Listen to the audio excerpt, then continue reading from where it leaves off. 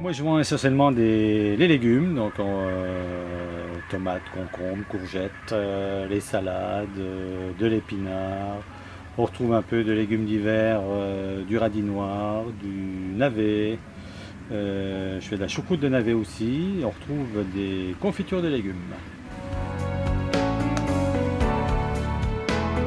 Ces serres qui sont chauffées grâce à l'unité de méthanisation qui est juste à côté, donc qui m'envoie de la chaleur. C'est un chauffage au sol, et donc ça me permet d'essayer d'avancer plus dans les cultures ou alors de les prolonger.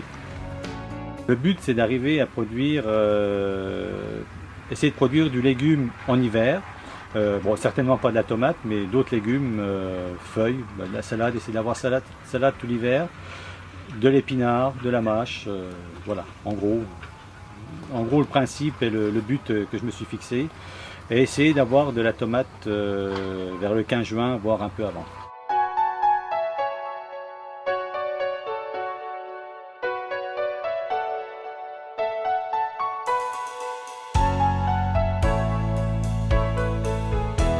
Ça fait une paire d'années que je suis au niveau du magasin, les gens commencent un peu à me connaître. Vous essayez de faire des choses, je dirais, plus ou moins bizarres, entre guillemets, mais je suis toujours à faire des essais. Donc là, j'ai fait des essais de patates douces, des essais d'arachide, du concombre citron, j'essaye d'autres productions qu'on n'a pas l'habitude de voir ici, qui peut-être arriveront à faire un jour.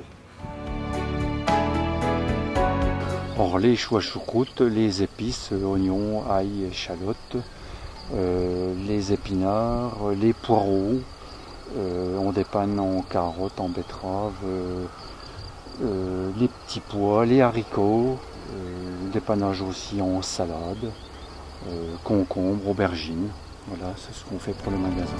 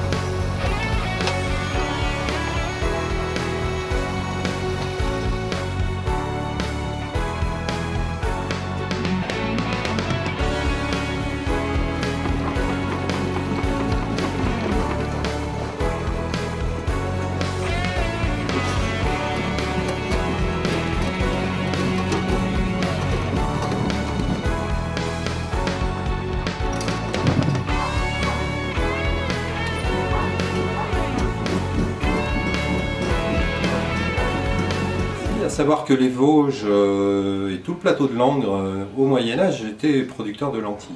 Hein, c'est les moines qui, au Moyen-Âge, avaient ramené la culture de lentilles pour ramener des protéines aux gueux, on va dire, aux paysans, ainsi que la pisciculture. Donc la lentille faisait partie, c'est une légumineuse, donc qui ramène des protéines et qui faisait partie des grandes cultures du plateau de Langres.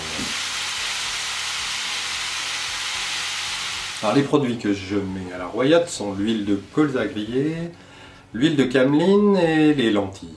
Et la farine de lentilles également.